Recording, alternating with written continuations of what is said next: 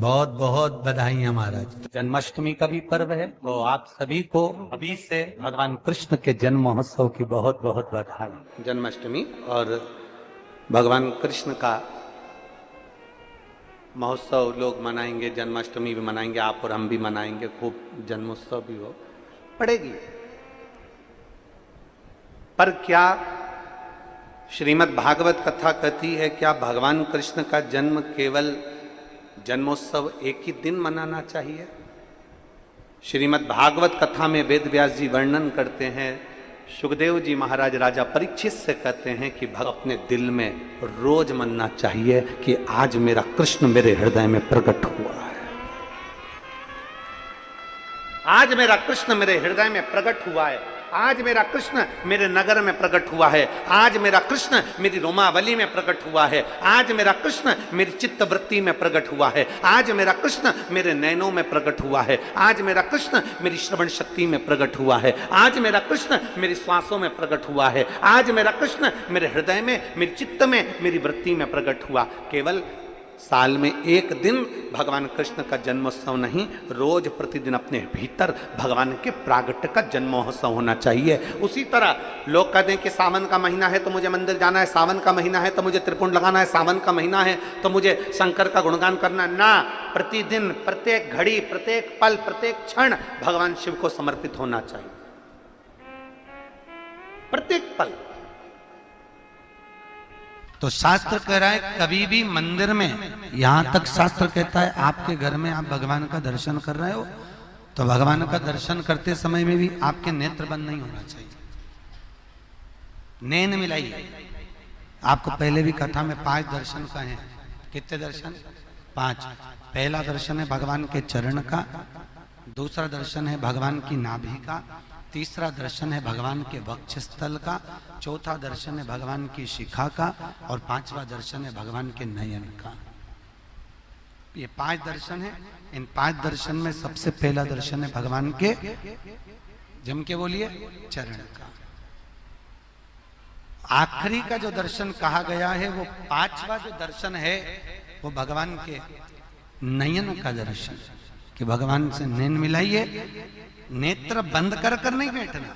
जो नेत्र बंद कर कर बैठे, भागवत कहती है साधना वो है जो परमात्मा की भक्ति को, भगवान के मुखाग्रविंद को, कि तेरे नयनों को मैं निहारती रहूं, तेरे मुखड़े को मैं देखती रहूं और तेरे ही नैनों में मैं समाहित होती चली जाऊं, वो साधना है, वो दर्शन है, वो दर्शन की मूलता है महाराज। वो साधना, वो दर्शन की मूलता है। नेत्र बंद कर कर बैठने से भगवान नहीं मिलता। भगवान कृष्ण कह रहे हैं ब्रजवासियों, तुम हाथ जोड़कर बैठे हो, नेत्र बंद करके बैठे हो, तो क्या भगवान मिलेगा? ऐसे भगवान नहीं मिलने वाला। भगवान को पाने का सबसे सुंदर तरीका है, भगवान की भक्ति को धारण करो, हृदय में उतारिए, चित्त चिदानंद वृत्ति में उतारिए। भगवान हिंदू धर्म में मूर्ति की पूजन बताइए, तो मूर्ति की पूजन क्यों बताई? कि सामने मूर्ति होगी तुम उससे नैन मिलाते रहोगे, परमात्मा तुम्हारे भीतर जाता रहेगा और तुम परमात्मा के भीतर जाते रहोगे। मूर्ति की पूजन इसलिए हिंदू धर्म में प्रथमता में वर्णित करी गई है महाराज।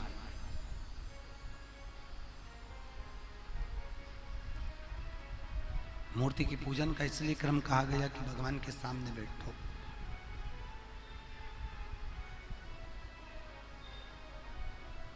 वो गीत गाते हैं ना, ये आ बैठ मेरे पास तुझे देखता रहूं, ना मैं कुछ कहूं ना तू कुछ कह। भगवान के मंदिर में कहा नहीं जाता, भगवान के मंदिर में पहुंचकर भगवान की मूरत के सामने खड़े रहकर, भगवान की मूरत के सामने बैठकर भगवान को देखा जाता है।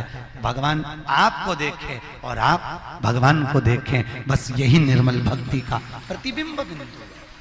शास्त्र कहता है अरबों खरबों राधा जी की सुंदरता को इकट्ठा करो और उसकी सुंदरता का चूरा बना के पुतला बना दो।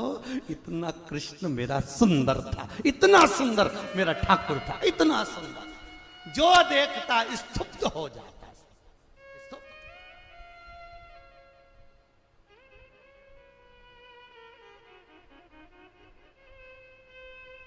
फिर वही वाली बात आ गई, लुट गई रे सांवरिया भाई, फिर आके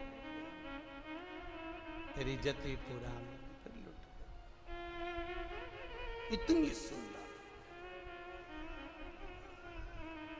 बहुत सुंदर।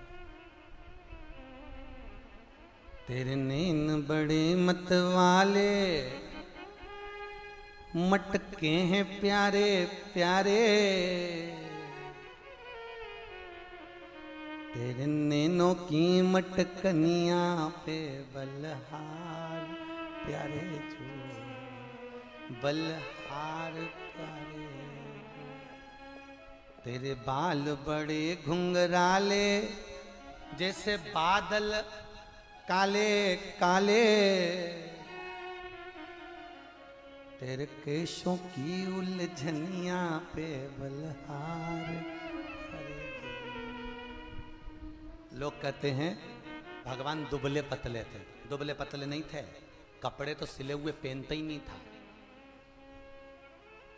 मैया ने नीचे एक झबला ऐसा बनाया था जिसमें नीचे सोने की चेन लटकती थी, उसमें घुंघरू लटकते थे, और जंगा छोटी छोटी ऐसी मोटी मोटी, पाँव में कड़ला, हाथ में सुंदर काले मोती और सोने के मोती की पहुंची, गले में माला, बड़ा बड़ा आंख, आंख में भी सुरमा, सुरमा में भी एक आंख का सुरमा पूरा बिल्ला जैसा, एक सही रहता था, एक हमेशा बिगाड़ लेता था, रोता था तो एक ही मलता था, बिल्ला जैसा हो जाता। चुटैया, चुटैया में मोती लटक रहा है, मोती को पकड़ के मुंह में ले लिया, और किसी ने कहा कन्हैया भाग, और ऐसा ठुम ठुम ठुम ठुम भागे, जहां लुढ़क जाए तो कहीं गाय अपने बछड़े को दूध पिला रही हो वहीं जाके छुप जाए, और गाय के बछड़े को चिमटी खोड़ के भगा दे, और खुद थन को मुंह में लेके चूसता रहे, और इसका भाई इसको ढूंढता रहे गया कहाँ, मालूम पड़े गैया के नीचे सोरिया, दो ने हाथ पकड़े, दो ने पांव पकड़े, टामाटोली कारी, आलकी की पालकी, जय कन्हैया लाल की। ब्रह्मा जी मन में सोच रहे ये देवता ओंधा लटका है, शुद्धता नहीं।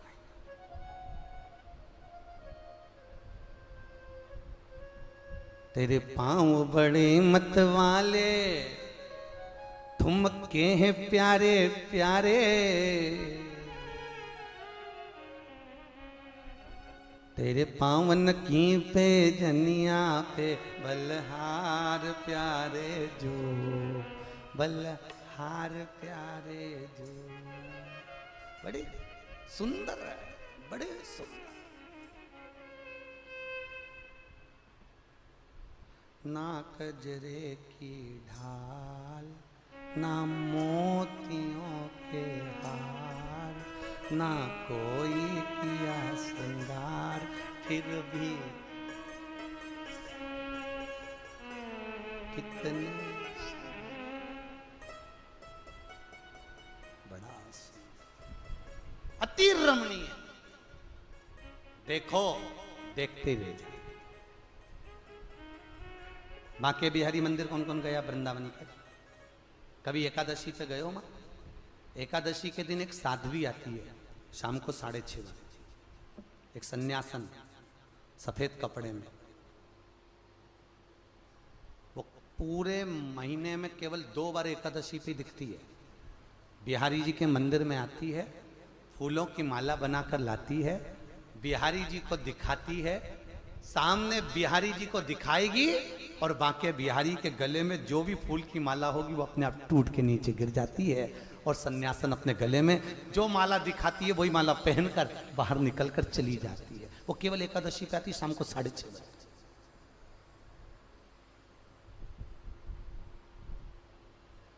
अब क्यों टूट रही माला? क्योंकि भगवान को जो सन्यासन निहार रही है वो भगवान को देखकर कुछ तो टोना मार कर जा रही है। अरे कौन सी न मार दौरी टोना, मेरो मचले श्याम सलोना, दूध न पीवे काना दैया न खावे,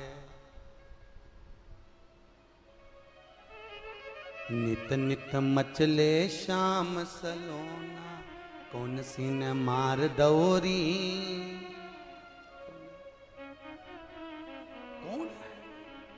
भगवान की प्रीति में। गोवर्धन नाथ जी की अगर परिक्रमा करने जाओ तो गिरिराज जी की परिक्रमा में एक संत ऐसे हैं जो 24 घंटे परिक्रमा लगाते, 24 घंटे।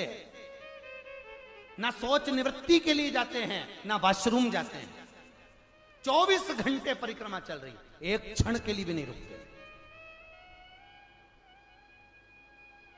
परंतु लोग परिक्रमा करने कहां जाते हैं? लोग तो बस कोलू के बेल की तरह घूम के आ जाते हैं। कभी हमारा निवेदन है, कभी परिक्रमा करने जाओ तो एक एक शिला का दर्शन करके आओ, एक एक शिला का दर्शन।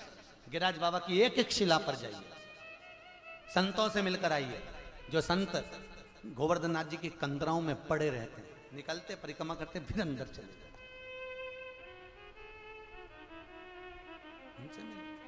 अब सब हाथ जोड़कर बैठे हैं। गोवर्धन नाथ जी प्रकट कहां हुए? नहीं हुए प्रकट, हुए ही नहीं। इतने में ब्रजवासी बोले इंद्र होते तो आ जाते। भगवान कृष्ण ने हाथ जोड़ के कहा बाबा प्रकट हो जा। कन्हैया जी स्वयं विनती कर रहे हैं। कन्हैया का ही एक अवतार पर्वत में से प्रकट हो गया, हजारों हाथ कर कर खाने लगा।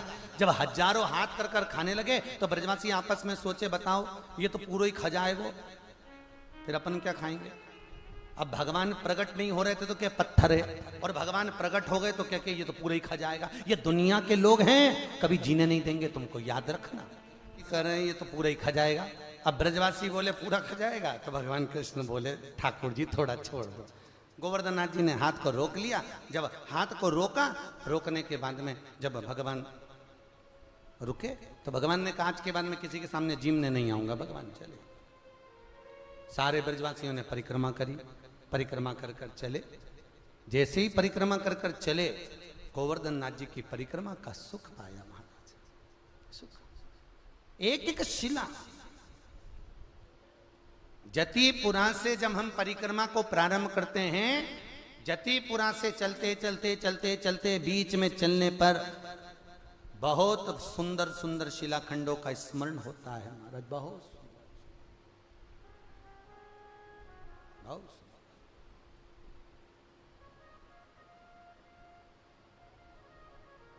और आपका जो भाव है वो गोवर्धन नाथ जी के प्रति समर्पित कर परिक्रमा जब भी करो, बड़ी अलमस्ती में धीरे धीरे गिरिराज जी का स्मरण करते करते।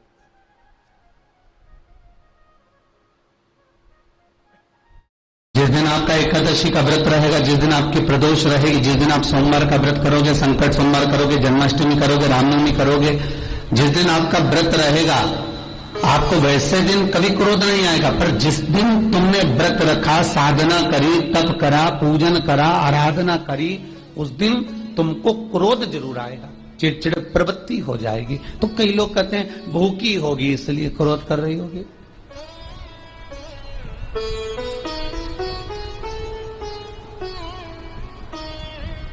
कई लोग कहते हैं कि भूख लग रही होगी इसलिए चिड़चिड़ प्रवृत्ति हो गई होगी। नहीं नहीं भाई, भूख से उसका कोई ताल्लुक नहीं है, क्योंकि रोज कोई जरूरी है कि वो इतना खाती हो कि नहीं खाती हो। कभी कभी तो दिन भर भूखी रह जाए तो भी क्रोध नहीं है।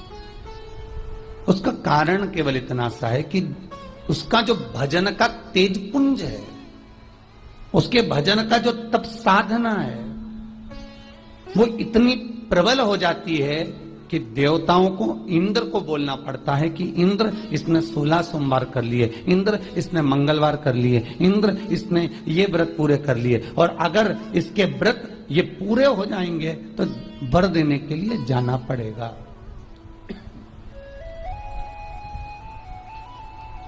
अगर इसके व्रत पूरे हो गए तो आशीर्वाद देने के लिए जाना पड़ेगा। इसके व्रतों को खंडित कर दिया जाए।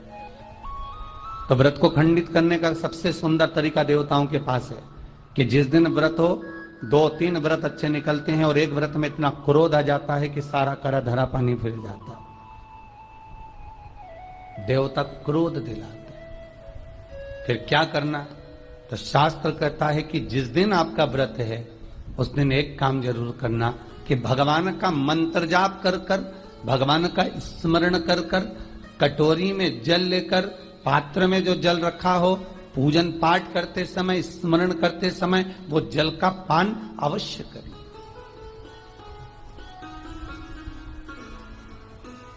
उस जल का पान अवश्य करें, उस जल को अवश्य।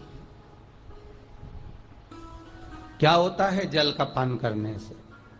शिव महापुराण की कथा कहती है,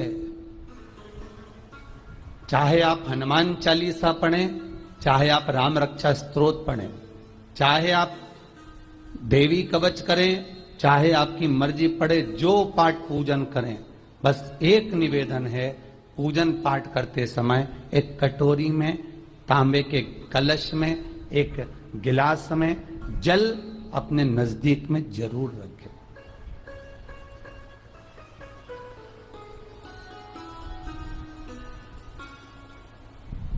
क्या होगा उससे? आप जितना पाठ करेंगे, आप जितना पूजन कर रहे हैं, आप जितनी आराधना कर रहे हैं, आप जितनी साधना कर रहे हैं, आप जितना तप कर रहे हैं, आप जितना हनुमान चालीसा, दुर्गा चालीसा, राम रक्षा स्तोत्र, यमुना अष्टक, गोवर्धन चालीसा, जो भी आप जप रहे हैं, जो भी आप सर्वोत्तम जी का पाठ करें, आप जिस भी पाठ को कर रहे हैं, उस पाठ को करते समय अगर जल तुम्हारे पास में रखा हुआ है, तो तुमने जब पाठ किया तो उसका जो तात्विक अंश है वो जल के अंदर जाएगा, और वो जल जब हम ग्रहण करेंगे